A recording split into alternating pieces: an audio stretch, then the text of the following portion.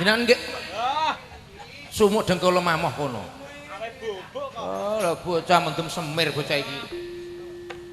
Awane sribut-sribut rasane apa nyoplokno balung kok malah sumuke ini gini lho Caca. Sumuke gini. Iku mampu edan apa piye? Oh, itu nyapa? Lho tengah wengi anyep ngene mbok anggap sumuk lah apa? Anyep iki sing salah ya kowe dhewe. Kok malah aku iku. Ngerti nek kanyepen malah sendakep. Lho, Ya tinggal dolanan sing mata olahraga. Contohnya kayak ngene iki. Kayak gending iki. Iya. Iki gendinge lak gara-gara bojo lunga. Nah, bojo lunga. Isane mlaku meneh kudu diangkat. Ngono. Ah iya, dadi ben penak. Lah nek kaboten? Ya engko njaluk tulung orang wong kene. Lho, lagu kok iso. Iya. Gending kok. Heeh. Gorok. Piye lah, jare mbok kon ngangkat. Diangkat yo diangkat iki anane wong loro. Nek kowe yo kowe, nek aku ya aku. Ngono. Dadi nek kowe ya kowe, Nah aku ya aku. Gorok. Alah, mbok ngene. Senengame wae wong senengame. Ngono kok sambat kanyeben. Ngajak tukaran terus kok. Ha sing kandha ya kowe kok. Nak kowe ya nak aku ya aku. Ha ya nak aku ya aku, nak kowe ya kowe kok. Gorok. Alah, mbah. Aku apa kowe le? Lha nak kowe nak aku lho ndar aja ngewohi wong kowe iki. Mergawe ya ana ya ini kok ora tata belas kowe Ya iki. kowe kok sing ra mudeng iso.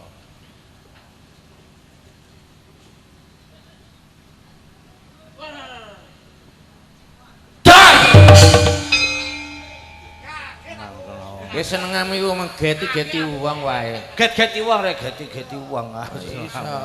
Enak kowe ya kowe ngono. Aku anut. Ya no. Endi wonge? Iku apa? Gara-gara bojoku lunga. Asik. Awak iki tambah rekoso. Turu ijen tanpa kanca. Saben bengi nanda rasa.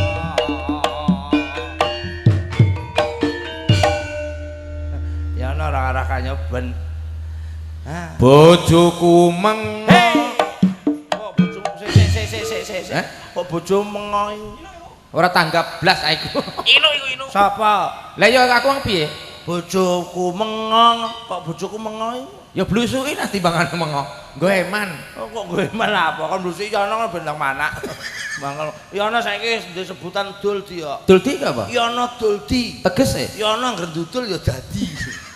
Maksudnya ndudul tombol ATM, cetut duwe ya. Sing bener piye sing bener? Nah. Bojoku lunga kok bojoku mengo. Lho kok rambut ganduli. Lho, Kowe seneng karo bojomu apa ora? Maksudnya kowe. Sing nyanyi kowe ngono. Lah iya aku bojoku mengo. Goblok, bojoku lunga. Lah kok rambut ganduli ke seneng bojomu ta ora? Tak protes ndas malam kowe. Aja ngono ah. Kowe aku takon tak bener. Gending iku lho. Gending. Goblok kemek. Bojoku lunga.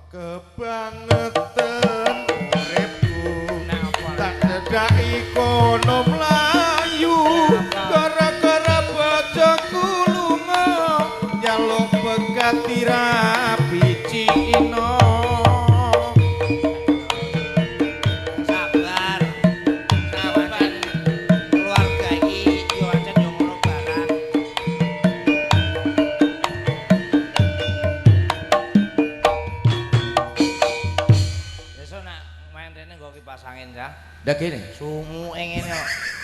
Aku sumuken tenan kok iki ya. Kang Yono.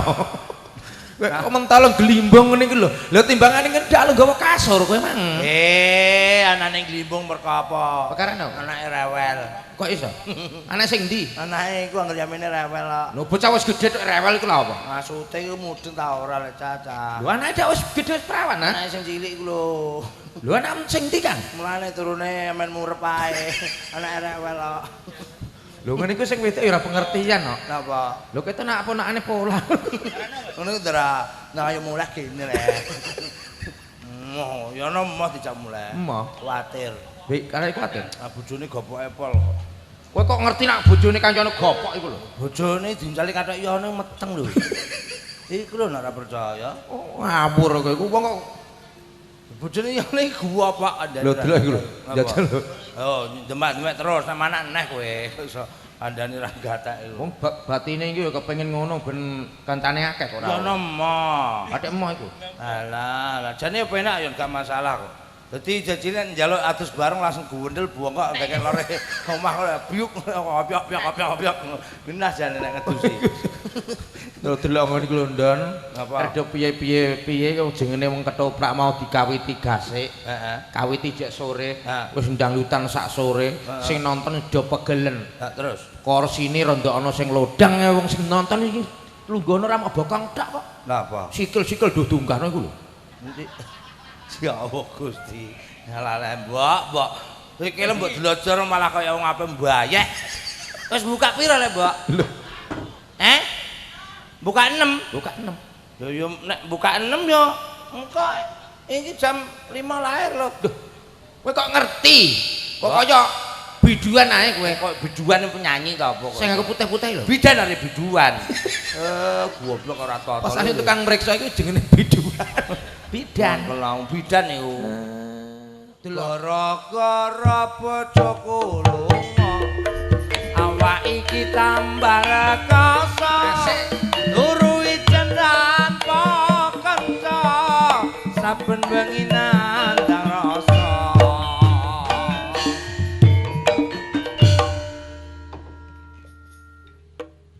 Kawitane maca bismillah, pungkasane alhamdulillah. Mumpung urip ayo ibadah, sok yen mati ben entuk barokah.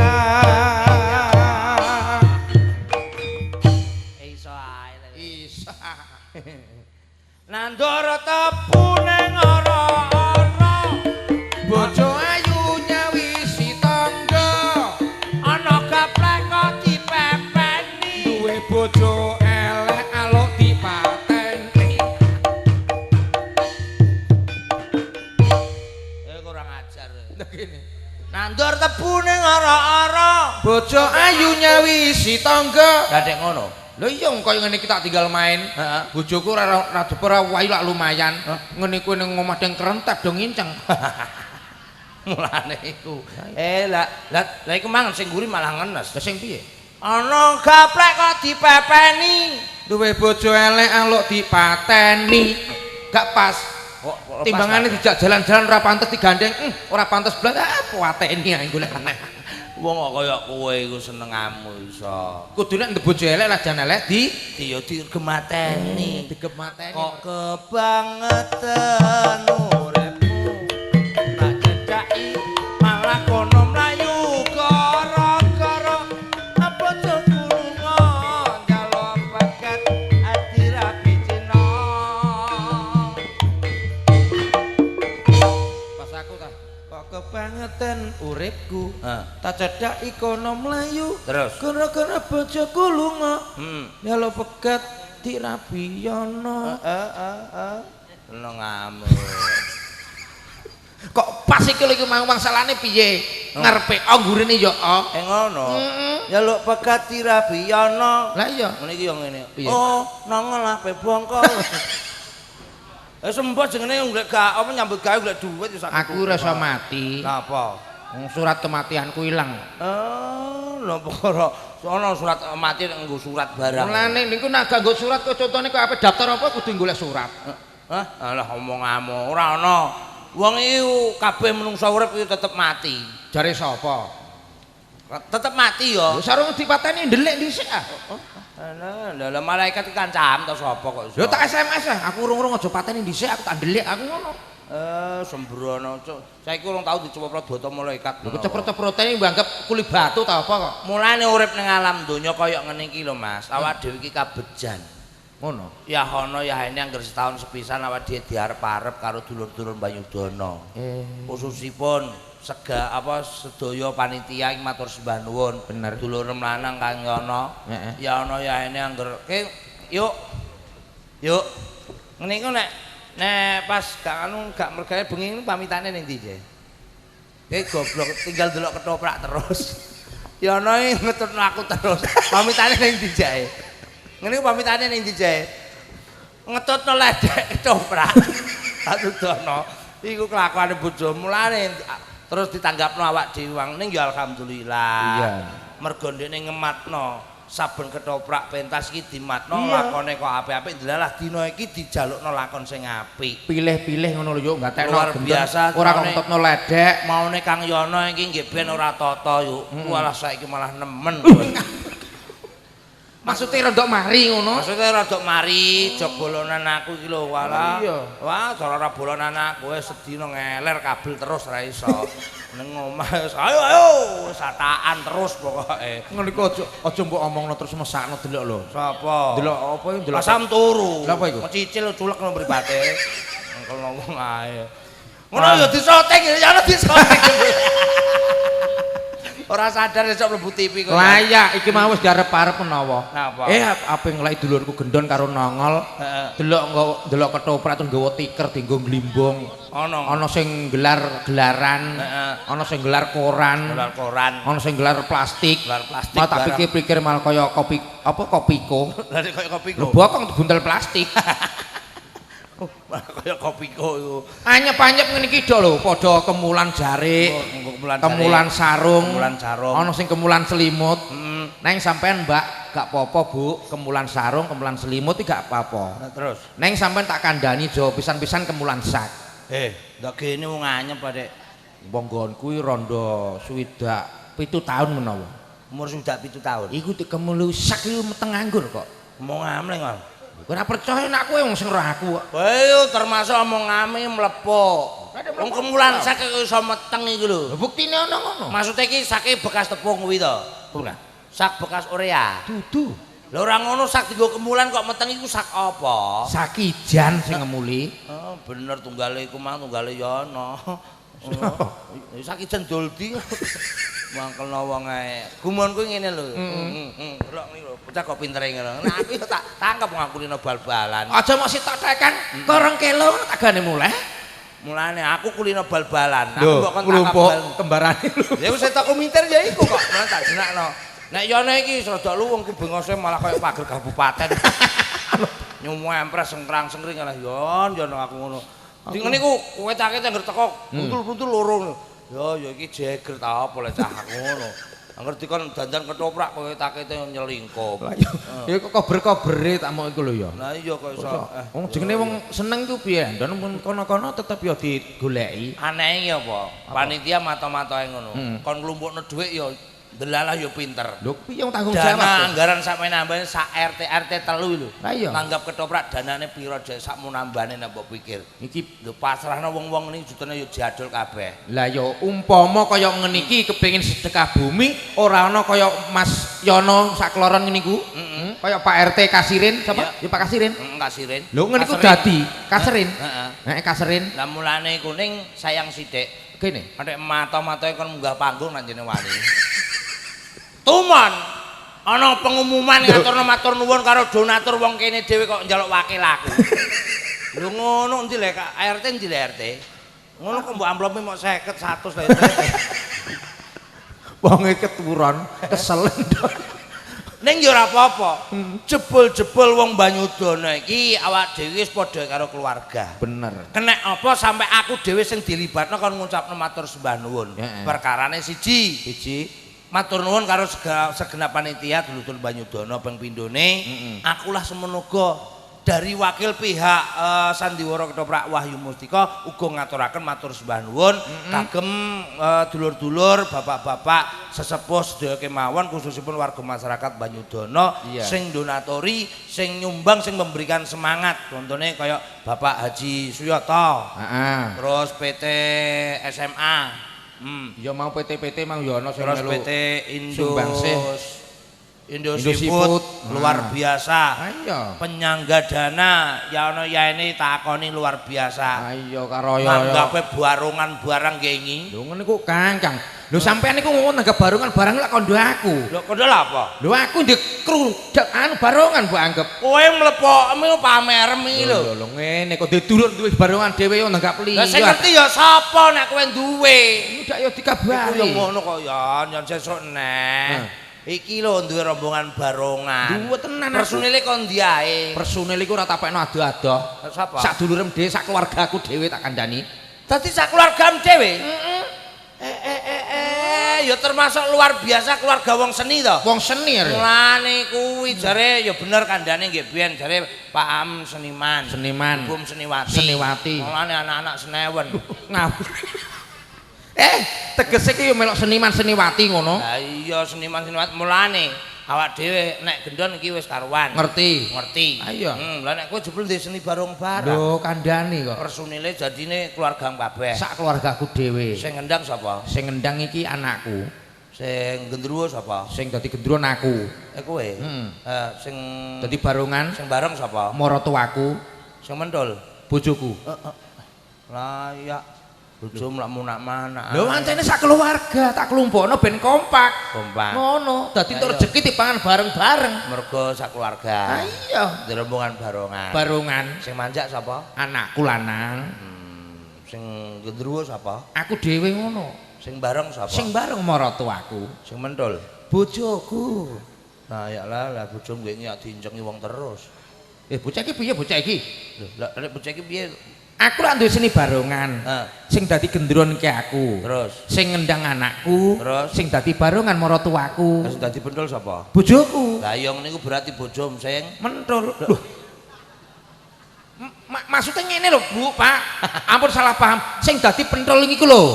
Iku bojoku ngono. Lah iya sing dadi pentul lak bojom. Iya. Ngene iku berarti bojom sing mentul wong gedhi nek cilik yo mentil ngono. Mangkel wong. Sing dadi iku lho peraga pentul ngono. Nah, iku jenenge keluarga seni. Memang apa? Awak dhewe sebagai pekerja seni nek iso iki nguri-nguri kabudayan Jawa. Bener. Nyatane esuk awak dhewe tanggal 17 ya. Insyaallah jam 8 pagi kita mendapatkan undangan untuk memeriahkan hari jadi Kota Rembang. Awak dhewe bisa berkolaborasi, iso nimbrung, iso ketemu karo dulur-dulur Indosiar. Bareng Indosiar, wah luar biasa. Saksikan, jangan sampai ketinggalan. Mas Gendon juga ikut mendukung nimbrung di acara pada hari apa? Mbok dinane apa pokoknya tanggal 17 ya. Insyaallah Mas Gendon gebyar bersama dulur-dulur dari Indosiar. Nah, ning kono nyambut gawe menghibur dulur-dulur warga masyarakat Rembang khususipun ya. Awak dhewe diakoni lan orane kan awak dhewe wong Rembang dhewe. Iya sing wigati kuwi wis ngetok. Ngetokne nek wong Rembang ku kaya seni. Mulane saka kuwi kita dukung bersama bahwa warga Rembang, pemerintahan Rembang itu adalah daerah yang berpotensi yang kaya seni. Nah iya kaya ngene iki jajal ketoprak niku wayahane pengen nih Kang mesakno dulur wedok-wedok iku lho. Napa? Nak pipis. Ada mbokon bareng. Lho apa pipis apa nggone ndak ada. Norok-norok golek banyu golek anu. Sing goblok ya bocahmu kok. Lho kok iso? Nek norok golek banyu lah apa? Budal otong-otong ngalor jegur sak wonge biyor ya. Aman tapi kok asin. Mulane kita nak piye-piye jenenge wong wedok karo wong lanang iku praktis wong lanang tak kandhani. Kondo sapa? Piye-piye tetep praktis wong wedok. Lho buktine iku mau. Wong cah wedok-wedok arep pipis golek banyu, moron jeding gone wong-wong. Nah wong lanang ora usah morak-maring golek banyu. Wah ning panggung kene iso. Mergane wong lanang iku ape pipis iku wis sangu obat. Omongan pipis arek nggawa obat iku leren budal ngene apotek ngono. Lho lah apa nek tuku apotek barang. Lah jare nggawa obat. Lho encene iya are. Pipis arek nggawa obat iki obat apa? Lha iku nebar pipis terus di obat abetno. Tur pit-pit. Aku malah eling engko. Nek kowe kulino. Sing kulino. Nggih iki ya bocah loro iku. Ki ora ngeklek piye. Ndelok ketoprak. Golek jeding gak nemokno. Iya. Nguyone ndi, Don? Mbok kono rasake wong lanang ngono. Ya tak nguyong ngene. Mesti golek pojokan biasane. Lah ning dadah. Iya. Ning dadah mlingak ngiwon Pak Neng kan rejo. Rejo. Terus diwunceplok ning nganggur ae barang ngono. Iki nuwun sewu lho nggih. Mergo kabeh iki kan ngilangno najis ngono kae. Iya. Nah, barang ngono terus mek godhong. Pelek mek godhong. Lah delalah. Godhong ana uler seret. Walah. Yan, ngono mlak matoh. Iku sing sitok, lho sing sitok padha wae. Dipowepetno guwedhek diasesno lah tintup kala jengking. Berarti wong loro padha matohe. Syukur maksudnya iku matoh parawane wong gedhe dhuwur ngono lho. Aja mbok anggap kaya apa iki sponsor Wapin di mana air mengalir. Angger ndelomor seneng iku ana panggonane dhewe-dhewe. Lah ya ngono aku ya sobek sithik awakku. Lah apa? Aku lak manggon ning dalanan. Terus malah tinggo dalanan wong nguyah, Kang Kapsam. Alah. Ngene iku abene kok beda-beda ku piye, Don? Lah nek beda lha apa? Lho barang sing tak cilik-cilik, mban cilik-cilik mah lho. Ya sing cilik, Bang. Iki tak apa do apa kok klisik-klisik rene aku. Heeh. Ndak jebule ndodok ning kono. Terus abene ku nyaris kok ngeri pipis kok nyaris. Kandhane wong sing nyatano aku kok. Abene piye? Abene mok iku nglembur graji keramik ku lho. Rumangsaku ya ngono. Terus barang tak teluk, lho, jebule bocah wedok-wedok mah pipis ning kene aku. Lho, nek ngeri kowe. Lho iya aku nengeri Pak juruk terong ngono kok. Lemah-lemah garing toh. Wah juruk terong. Aku terus balik bubukne mbah turune. Terus iki ndak bocah iki ndak liwate kene terus tapi aja aku ngono. Ana sing mang dadi buta wong gedhi wong wedok gedhi. Bokonge sing koyo cicak wajan mah lho. Iku wong kene ae. Wong ndi iku? Wong tempel iki lho. Kok denger kowe? Iya Bu, sum lho, sumpel padasan ta Bu. Iku yang ngono. Jegrah aja macak buta. Jegrah ngono.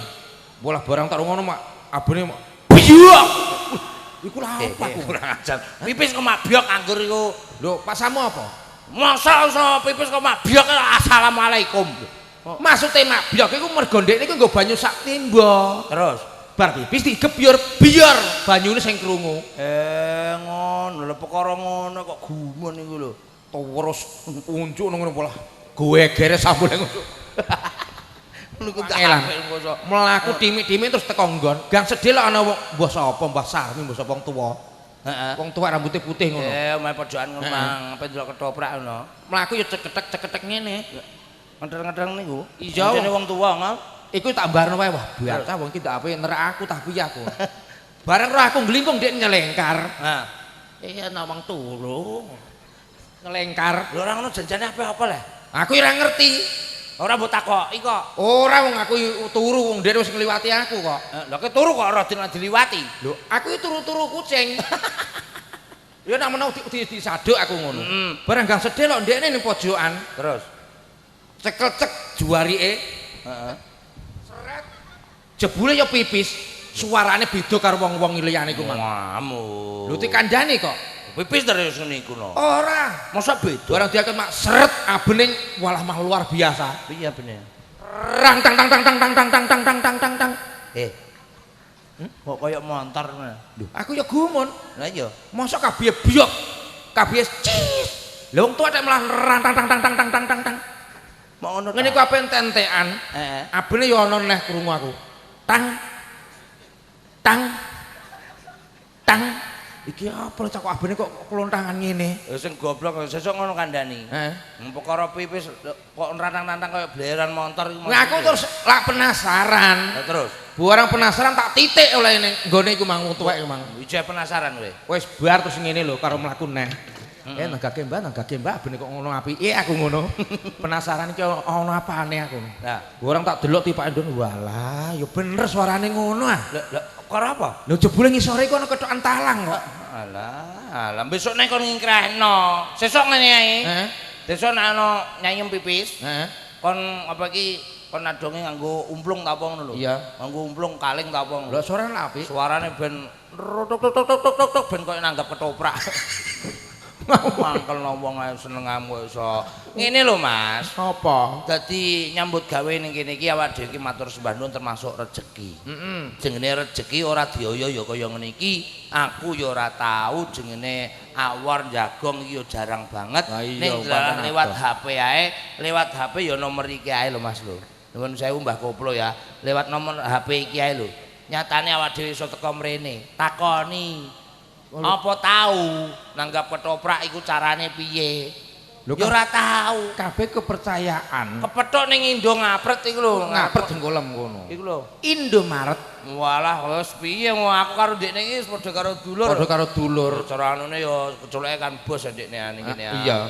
Walah aku dilebokno Indomaret ngono. Pas aku lati kon ngombe apa. Lah terus. Alah dilungguhno ning teras bloko iku. Aja ngono. Iku takoni. Wong kok iso senengane kok elek-elek kancane iku. Ning ya ora apa-apa, termasuk tak syukuri mergo apa? Bersyukur. Iku termasuk rezeki. Aku ngelingi nalika semono aku tau dikandani karo mbahku karo sesepuhku. Dadi tau dikandani wong tuwa-tuwa. Le, aja muluk barang kang melok, tundane bakal kaselak-selak. Tegese le kowe ora usah milik barange wong liyan. Yen kuwi dudu hakmu, dudu bagianmu kok mundak dadi watu sandunganmu. Dadi gak entuk. Mulane aku nyambut gawe apa wae, lunga ning ndi wae tak hati-hati. Mergo nuhoni dawuhane Mbahku Mang. Bener. Aja muluk barang kang melok tundane bakal kaselak-selak. Aja milik barang liyan yen kuwi dudu hakmu, dudu bagianmu kok mundak dadi watu sandunganmu. Contone aku nyambut gawe saka Rembang Polwetan saka Sali mara Rembang kene mara Pati. Aku turut-turut dalan sak menambane iku 42 kilo. Iya. Kokono sampai tekan kene. Ngene iku kok turut-turut dalan ana barang gemletak. Aku ya mau njupuk tan mongko barang kuwi. Cara mbok jupuk mbok dol payu atusan juta. Kowe kok goblok men kowe. Kok goblok lah apa? Lho timbangan ora ana sing duwe wae kok. Lho lali leh kowe. Jupuk gene. Aja muluk barang kang melok tundane bakal kaselak-selak. Mergo apa? Aku ngerti nek iku ora bagianku. Mulane aku moh mundak dadi watu sandunganku. Nah, aku tak jupuk Andon. Aku ya ora buta. Atik ora buta iki napa wong barang-barang berharga kok iso ora gelem kowe. Ki aku nek mbok jupuk. Lah iku apa barang iku? Cagak listrik. Mbok jupuk iku lho nang pawotan pirang-pirang. Oh, ngawur pas aku tak berharga apa cagak listrik melanteng. Ora. Mulane sengko kuwi didungokno sik. Toblas. Mergo apa? Awak dhewe nek ngerti kahanan kaya ngene wae adat Jawa wae aja nganti ditinggal. Bener. Nah ya contone ning wong urip ning alam donya iku ora usah ade sesongaran. Sesongaran ning ya aja kakean nelongso. Lho ada nelongso barang lho apa? Lah wong urip ning orang urip ning donya pisan wae kok mbok gawe nelongso lah apa? Gantuk nelongso. Lah contone gendinge ya ana. Ana lagune. Padha nelongso. Wong urip ning alam donya. Ana terus iki berarti. Ana terus lah.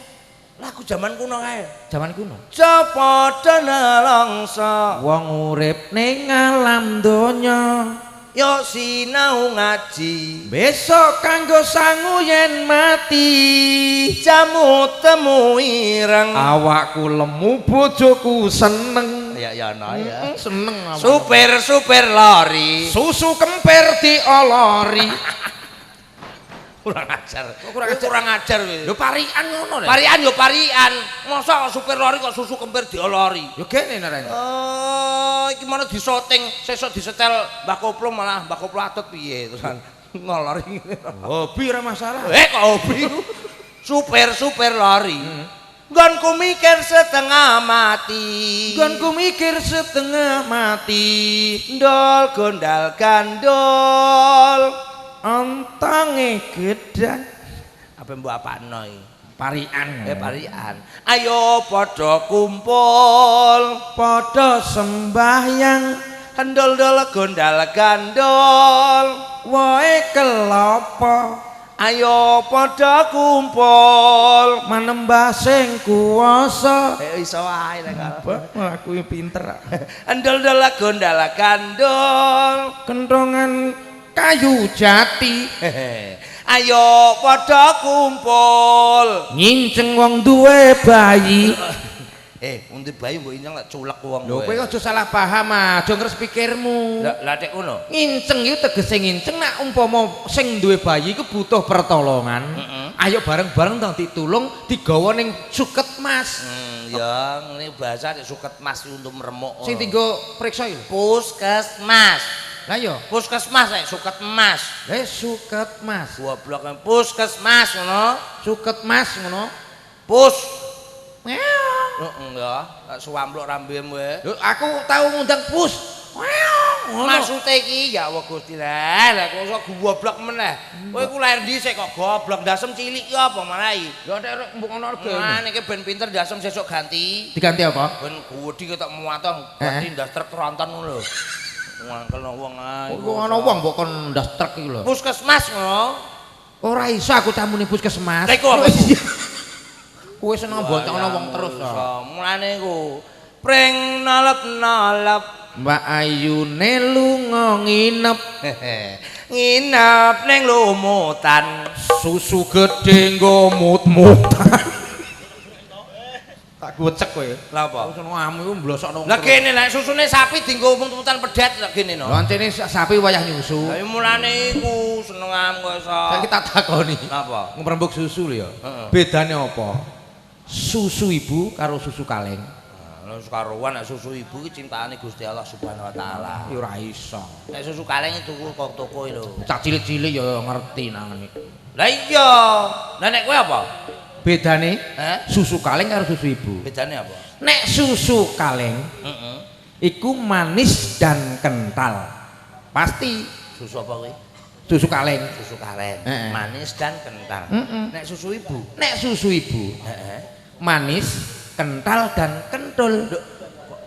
Sik kok iso? Jajal lah nggone nyayem genane kok nglember. Iya nggih ini malah nggone tanggaku ya ngono. Wong wis tuwa lek mlaku ketoplak. Mbah mlaku mbrebeki wong, Mbah. Lho itu roro terus roro brebeken jong ya cong nek sampirne pundak keteplok. Oh kaya sarung wae iki sampirno. Iku ora ngono iku. Apa? Bedane apa? Susu ibu karo susu kaleng. Kowe iso bedakno? Lho. Oh nek aku ya beda. Lah nek kowe emang kental dan kentul. Manis dan kental. Lah iya bedane apa susu ibu karo susu kaleng? Lah nek kowe? Lah nek aku. Nek susu kaleng. Iki isine dienggo diombe. Iya. Adae kena dienggo dolanan. Dienggo suruh klothok iya cah. Iya apa ora? Palinge kena dienggo dolanan. Pas. Nah, iku susu kaleng. Susu kaleng. Nek susu ibu? Nek susu ibu isine diombe anake. Adae dienggo dolanan bapake. Ora ana dolanan ngene iku. Lha sing kandha adik ra ono kok sapa? Lah ki ra ro nggih boneka. Susune dimekne iso muni. Piye ngene? Wayahe. Wayahe nganggur kok iso. Ngene apa? Umpama iki mbok jagongan tetep betah. Betah nganti aku perkara gak betah perkara apa? Perkarane? Sumuke iki lho, sumuke pol ngene kok iso. Besok nek main rene nggo kipas angin ae. Ora betah sumuke pol. Ganti genten. Apa? Dulur. Ya Allah. Ngono timbangane kok siram abot maluk siram tinggal ning omah. Nah iki gak nakal kok, gak purian kok. Iki sutene dibelong ngene ya ora purik. Ya no. Ayo diaturi lelagon gegendingan. Mergo iki lakone barang ya isih dawa, tur awak dhewe iki jam metu meneh. Kowe seneng kowe. Lho kok seneng lho? Ora resiko. Lho ora resiko padha-padha, Andon. Kok padha-padha piye lah? Lho padha-padha resiko. Mang duwe wis mbok ta urung lah ya. Nah, bab iku gak ero aku pancen. Nah, bab iku gak ero, nah bab mergawe aku siap semangat aku. Oh, gak ero piye lah? Kok iso. Memang takon ngandani lho. Nek petok yono kandhani duwite nang kon ngeno aku ngono. Lho, masa urung dikene? Kok urung dikene yamene mbok kene dhuwit. Lho lah ya bocah iki ding kerentep-kenten bayaran kok. Sapa? Iki anakmu. Lho iki ketoprak niki lho. Lho pas aku wong delan. Alah ketoprak agek teko wis dibayari. Alhamdulillah. Langsung lewat ATM. ATM dengkulem. Apa? ATM. Lah yo ATM. M ngono. Mama iso. Iki malah deres-derese malah eling-eling wong. Tak bocah kesenengane. Ayo, diaturi gendingan. Nek mau dangdut terus. Dangdut terus. Iki saya nganggo gong. Mo Ji. Ya ana graji. Ya ana graji maksudnya. Iki lho, ning nang Sing kuning bathuke nono. lho iku malah nang susah brodol. Iki diaturi apa gendingan apa? Yo nganggo bawa. Timbang ngono katresnanku. Ngono ya ken. Nane nano. Nunu enono. Alah wis ngono. Saben dina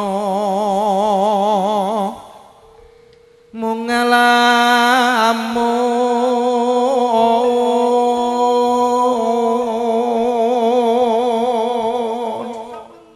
Saben dina mung ngalamun. Alah. Ada kaya puisi barang iki lho. Wantu-wantu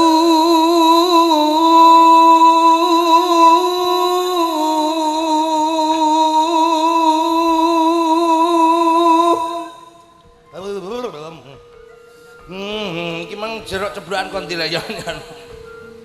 Iso kowe yo ngono. Kita nak iku ora jeruk iku. Ah ya diantem. Iku ora jeruk. Apa lah iku? Asem. Ora kok. Ketoke kulite ya jeruk. Lho rasane kok kecut lah dah. Lah ya asem berarti kok ya. Gak lah, gagel lah.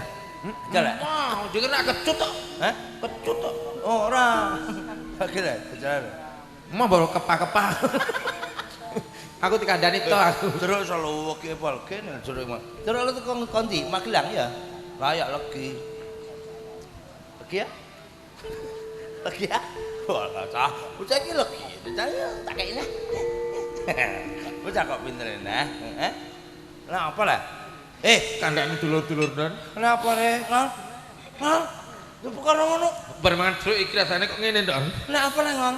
Jeruk iki lho. Kene. Kok rada kecut. Kok iso get-geti wong pas aku tak keracunan ta apa? Sira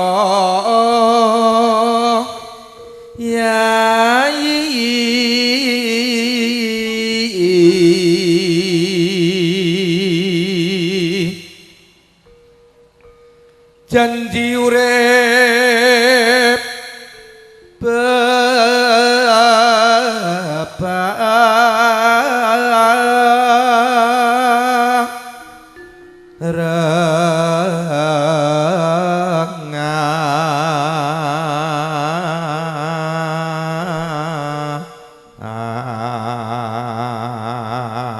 batin itu sing turun ning omah.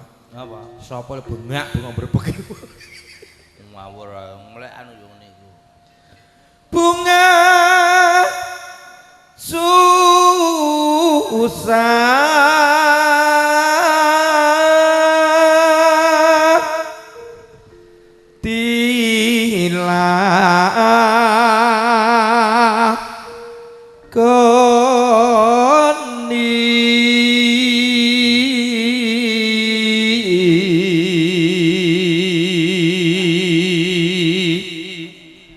Apa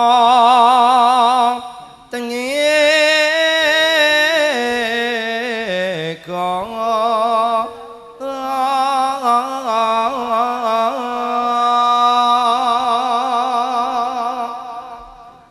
lan pun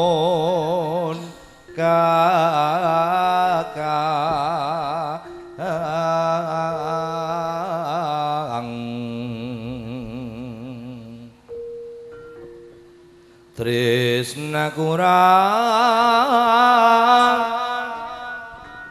bakal lali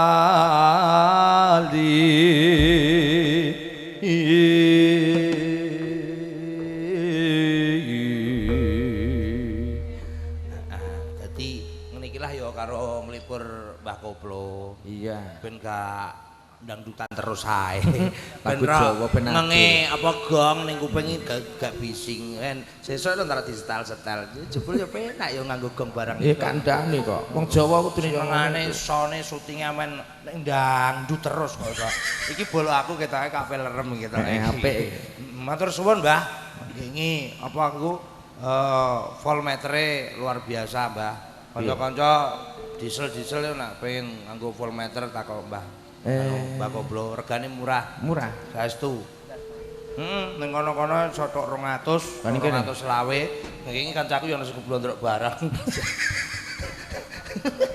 Ning kene mok 150. Lho, iki tak umumno tak publikno, Mbah. Iya kok kaya perahu-perahu barang kan ya tetep nganggo ngono kuwi. Oh, bener. Wis pokoke sapa anane, Mbah. Oke.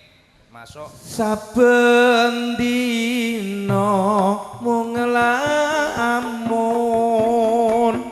jroning sepi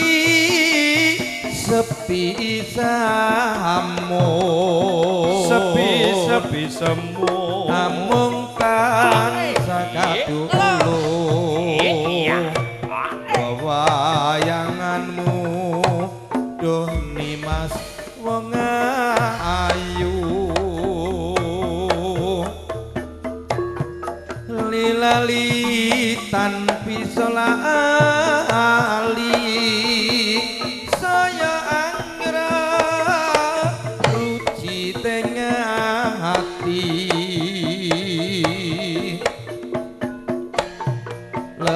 lelewani wong manis tansah kumantil ing delenging netra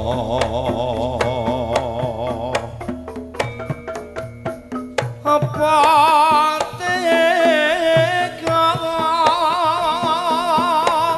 sirane mas citra ing janji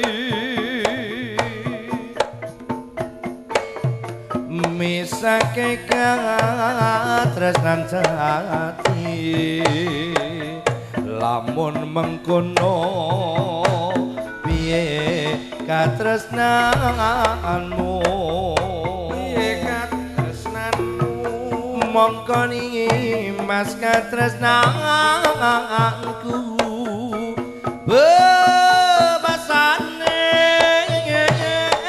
hatan bisa tinuku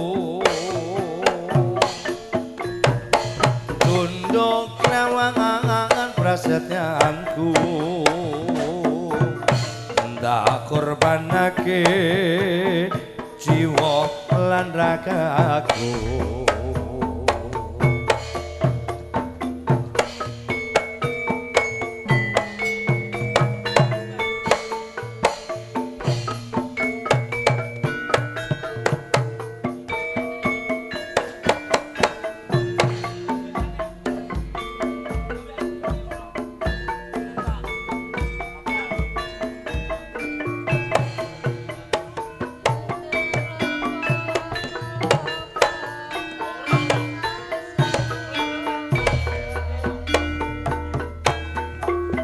Kijing miring mas kijing miring etan pantir kuning tak kira butan kijing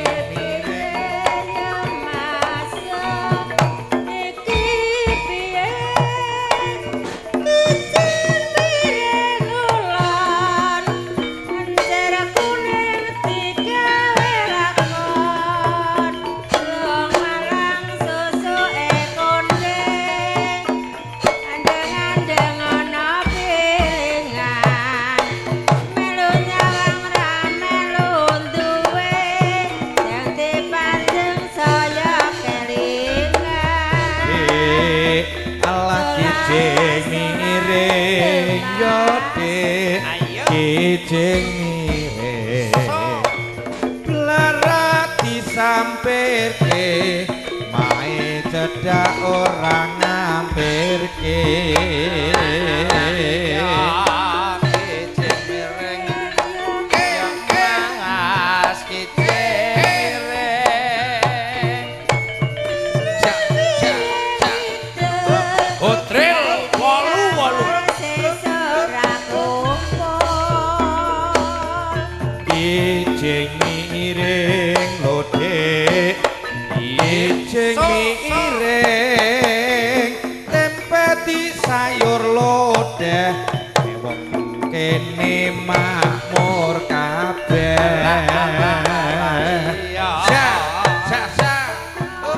oke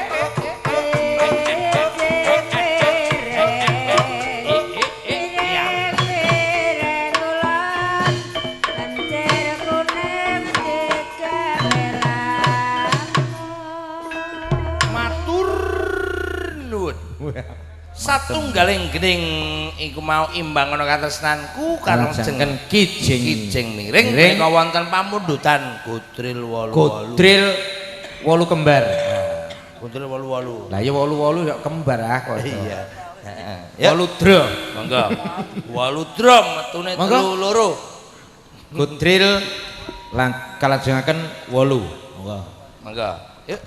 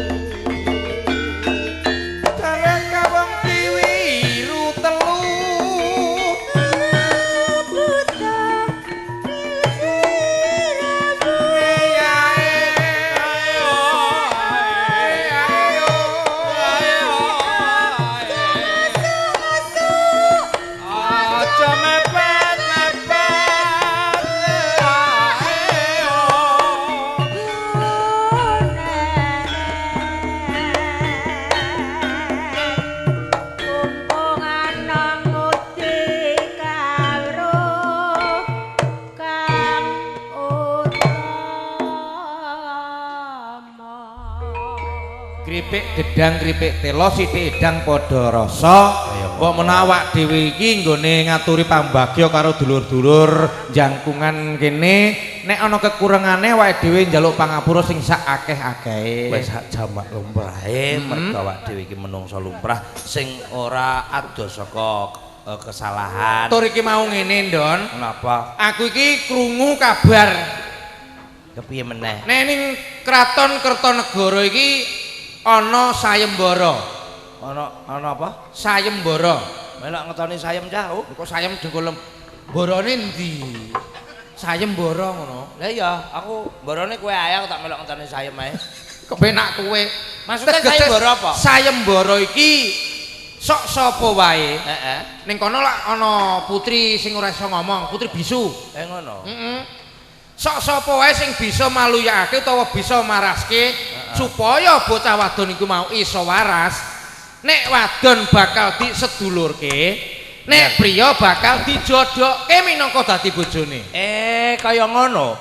Sayembarane kaya mengkono, iki dadi papakno uripe. Iya. Lah, umpama nek awak dhewe iso kelakon dadi apa iki marekno karo iso maluyake putrane Ratu Kertanegara. Nah, ngono kene aku kowe aja meri lho. Padha wae aku lah yo iso kok iso. Wong piye-piye najan ngene iki isih Joko are. Gua Aja pati kesuwen. Ngono. Kowe nang golek ilmu, aku tak golek kasekten. Nek wis padha entuke, ayo bareng-bareng mara ning Kertanegara. Gudang ilmu le. Kowe ngalor aku ngidul dicakno. Sewang-sewangan.